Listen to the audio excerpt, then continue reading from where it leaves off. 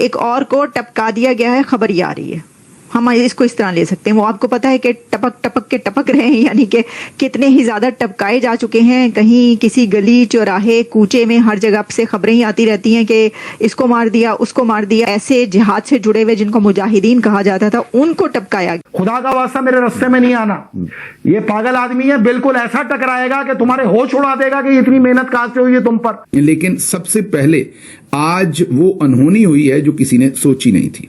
यार what is this, it is shameful. हम India को जरा याद करते हैं कि इंडिया ने हम पर अटैक किया, साथ ही ये भी बताया कि हमले की मंसूबाबंदी पाकिस्तान से बाहर की गई है जिसमें दुश्मन इंटेलिजेंस एजेंसी मुलव्वस। ये खतरनाक शख्स पाकिस्तान की आंख का तारा था, लेकिन किसी ने पाकिस्तान की आंख ही फोड़ दी। आतंक में गोल्ड मेडल हासिल कर चुके पाकिस्तान के इस हीरो को भारत के किसी शुभ चिंतक ने हमेशा के लिए सुला दिया है। अजीब बात यह है कि अपने आप को मुसलमान कहने वालों को इस्तेमाल किया मुसलमानों के खिलाफ। अफसोस पता है क्या होता है कि आप ईरान से इतने हाई पैमाने पे जाके अमेरिका की बात कर रहे हैं। आपको तो पाकिस्तान के मसाइल को हल करना चाहिए, सहूलत पाकिस्तान के लिए लेनी चाहिए। 2021 के बाद भारत की इंटेलिजेंस एजेंसी रॉ ने पाकिस्तान में मुतादिद अफराद को कत्ल करने के लिए एक खुफिया मुहिम चलाई। यानी ये अगर आप सीधे सीधे लफ्जों में ये कहें तो एक और को टपका दिया गया है। इंडिया के जो नेशनल सिक्योरिटी एडवाइजर हैं अजीत डोवल साहब, वो बड़े एक अनप्रेसिडेंटेड ट्रिप में यूएई गए हैं। एक के बाद एक ऐसे शख्स का कत्ल है जो कहीं ना कहीं किसी न किसी तरीके से इंडिया को मतलूब है। पाकिस्तान में हिंदुस्तान के दुश्मनों का खात्मा कौन कर रहा है? नामालूम अननोन गनमैन इसको टपका के चले गए। हम लाते हैं टॉक शोज और अनलिमिटेड एंटरटेनमेंट सिर्फ यूट्यूब पर। अगर आपने अभी तक हमारा चैनल सब्सक्राइब नहीं किया तो अभी सब्सक्राइब करें और बेल आइकॉन को क्लिक करके हमारी लेटेस्ट वीडियोस के बारे में अपडेट जानें। पाकिस्तान में एक और हाई प्रोफाइल टारगेट किलिंग हुई है। वैसे अब पाकिस्तानी आतंकियों के खिलाफ विदेशों में भी हमले होने लगे हैं, इस पर हम आगे बात करेंगे। लेकिन सबसे पहले आप पाकिस्तान में अज्ञात हमलावर के सबसे नए शिकार के बारे में जान लीजिए। इस बार लश्कर ए तोयबा के टॉप कमांडर शेख यूसुफ अफरीदी की गोली मारकर हत्या कर दी गई है। यूसुफ शेख अफरीदी पाकिस्तान के कब्जे वाले खैबर पख्तूनख्वा इलाके में मारा गया है।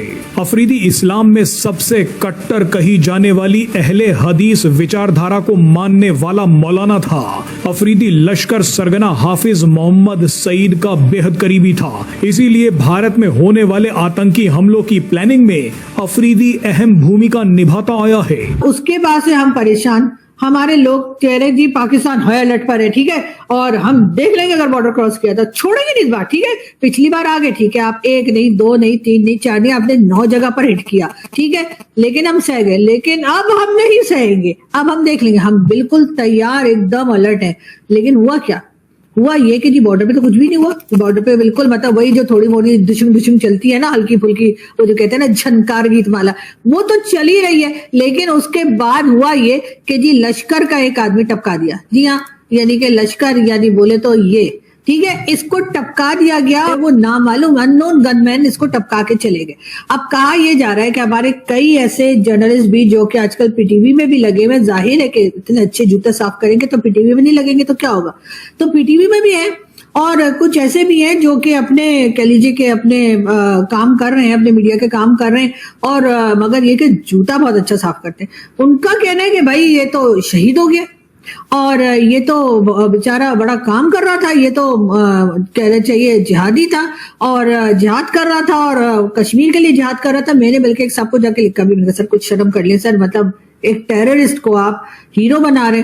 तो खैर उन्होंने जवाब तो मुझे देना जरूरी नहीं समझा, लेकिन मेरा ख्याल है कि हमारे यहाँ तो हमेशा से टेररिस्ट को हीरो बनाया जाता है। और जो ये कहते हैं ना कि जी टेररिस्ट है जी उसका कोई मजहब नहीं है, हमारे यहाँ फौरन ये कह दिया जाता है, हमारे पॉलिटिशियन उठेंगे और अगर कहीं कुछ अटैक हो गया है, कोई बात हो गई है तो कहेंगे जी टेररिस्ट का कोई मजहब नहीं होता। अगर टेररिस्ट का मजहब नहीं होता, फॉर एग्जाम्पल आप जाइए किसी जगह पर, वहां पे 3 आदमी खड़े हो, उनमें से एक बोलेगा ओम, आप आराम से खड़े रहेंगे, मैं भी नहीं उधर आराम सुकून से खड़ी रहूंगी, कोई शॉपिंग कर रही हूँ करती रहूंगी।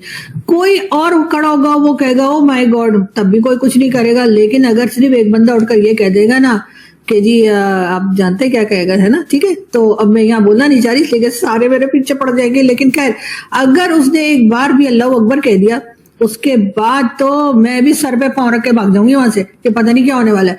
तो ये तो हमने इंप्रेशन बना दिया। अब ये और बातें कि अब हम कहे नहीं जी सारे मुसलमान ऐसे नहीं होते, सब लोग ऐसे नहीं होते। मैं खुद मुसलमान हूं, लेकिन मेरा तो कोई प्रोग्राम नहीं है कहीं जाके फटने फुटने का। लेकिन बात सारी है कि ये आदमी जो था ये टेररिस्ट था।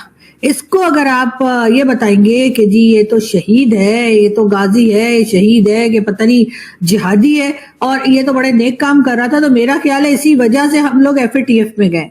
और FATF में हम इस वजह से नहीं गए कि जी हमें भारत ने कह दिया कि FATF में भारत ने भी तो कोई सबूत तो दिए होंगे, और अगर नहीं दिए तो अब ये सारी हरकतें जो हम करते हैं वो क्या है।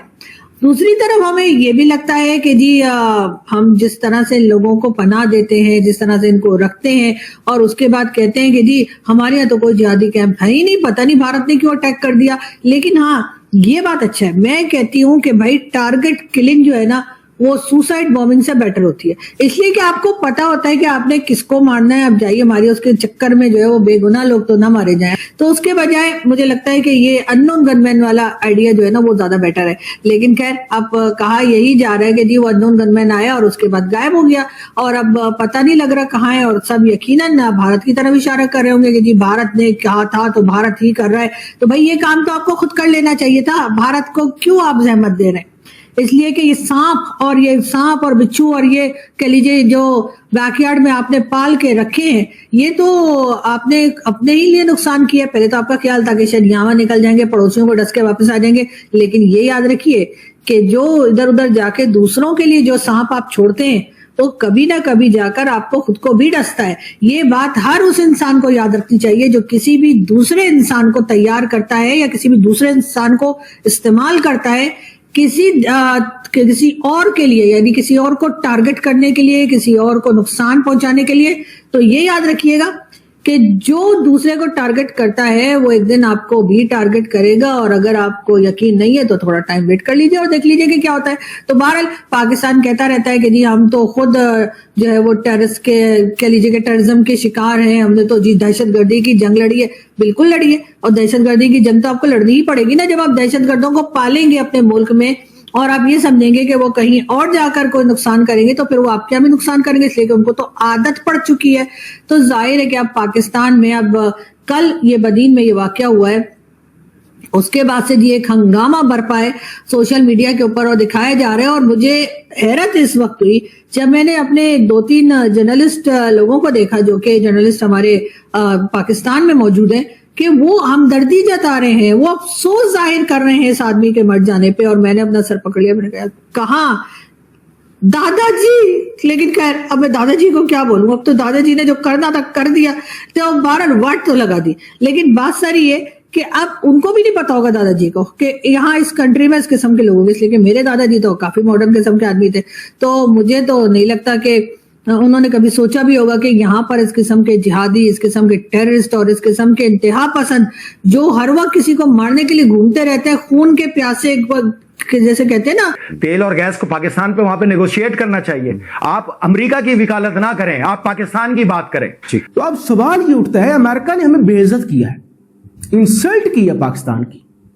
हम तो उनकी बातचीत करवा रहे थे, हम तो उनकी खातिर मुश्किलात बर्दाश्त कर रहे थे। हम अमेरिका के बाप के नौकर नहीं हैं, हम पाकिस्तानी हैं, हम पाकिस्तान का मुफाद चाहते हैं। ये बेइज्जती पाकिस्तान की है। अगर कोई ना महसूस करे तो फिर अपनी बात है, ठीक है, रंग पे डाल दीजिए भी। तो आपको ये वीडियो कैसा लगा कमेंट बॉक्स में जरूर लिखिए। इस वीडियो को लाइक कीजिए, शेयर कीजिए, सब्सक्राइब करना ना भूलिए आपके चैनल EFC को। तो मिलते हैं अगली वीडियो में। जय हिंद।